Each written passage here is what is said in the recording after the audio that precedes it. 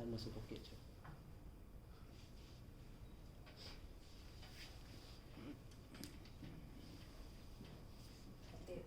Bismillahirrahmanirrahim. Assalamualaikum warahmatullahi wabarakatuh. So my name is Afiqah Binti Zamri. So I'll be the first presenter for today. So basically today my topic is about salt harvest. So I'm wondering if all of you have heard of salt harvest. Have you heard of it? Okay, so basically most of them doesn't know about it and most of them know. So proceed with the next one.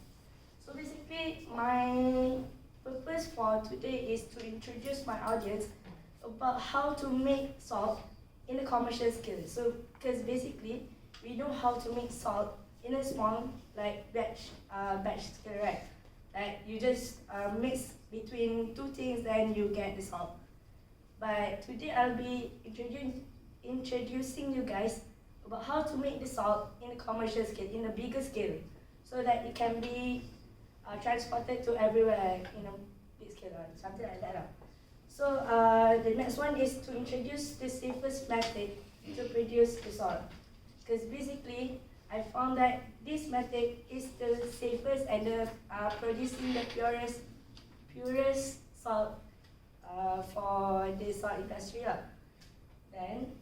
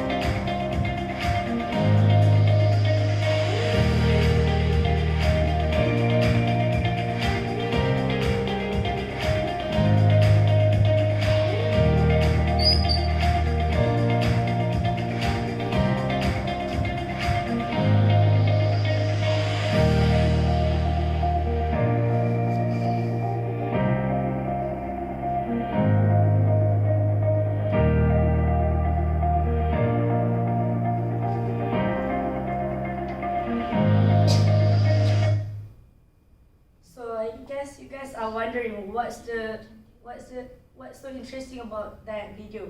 So basically that is a evaporative salt ponds. Because basically some salts have different colors. And basically this is the salt evaporative salt ponds in Australia. And that one is in Tamil Nadu, India. And that one is from San Francisco. And it is so interesting because it's not only like white salt that is produced, but also it can be like red or blue or green. So I'll be introducing you guys how to make this thing in the commercial scale, like how these countries do. So these are my main points. So basically I'll be telling you guys how they capture the salt, sea salt, then how they crystallize the concentrated salt brine, and then storage and transportation. Okay, first one. So basically the seawater will be gathered in the shallow enlarged in area pond, like the one previous I showed you about the evaporating point. Then basically this method is only can be applied in warm climates, high evaporation and low precipitation. Basically like less rain country that have less rain. Then so basically first thing they will be the seawater will be fed into the salt, into the pond, nest pond. Basically the first pond is called nest pond. Then the water will be drawn out through natural evaporation, basically through the sun. Then the nest pond will hold the concentrated brine and also the impurities, because seawater is not purely salt, it also has impurities. So these are the layout of how the salt harvest. So basically, this is the first evaporator, like I said, the nest pond. Then will go through to several evaporators so that it can get the purest salt brine, concentrated salt brine. Okay. So basically, how they transport it is by pumping the seawater into the first evaporator. So, second thing is crystallization of concentrated salt brine. So basically, from the first basin, from the first evaporator, they will pump it to the second basin, which is the interconnected basin, which act as a crystallizer. So in the crystallizer, they will evaporate more and increases the concentration for the salt brine, and bigger flakes will produce. I'll be showing you guys how the big flakes looks like later. So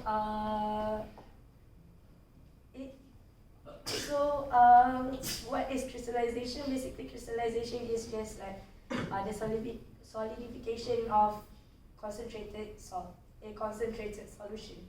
Like you have something that is something that is concentrated. Basically, like if I know that you guys have learned about separation process, which you guys learn about crystallization. So basically, before crystallization, you will go through evaporator first. So basically, this is how the crystallization for the concentrated salt brine goes like. It goes from the evaporator to the crystallizer. So the third one is storage and transportation. So basically, there are two ways to collect the flakes, with shovel and with machine. Basically, in the first video I show you, it is a traditional salt harvest. It is traditional salt harvest which the people use shovel to collect the salt, and this is using machine to collect the salt. So basically, they will send the big flakes of salt to the factory to produce purest salt. So the processes that is applied in the factory basically has drying, washing, and also packaging.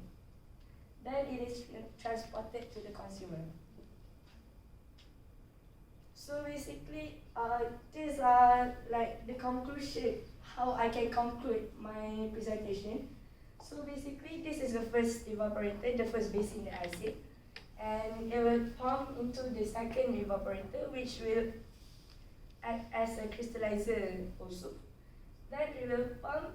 Then it will transported by something like the things the truck like I show you guys, or by shoveling it and packaging it after sending through the factory. So basically, I concluded my presentation. These are how they actually do the salt harvest. It's kind of interesting because you guys will not only see that people use machines to do that, they also use shovel. And these guys really do hard work by shoveling it, because there's a lot of ponds with a large area of ponds, and they just do it with their own, what they call manpower, something like that.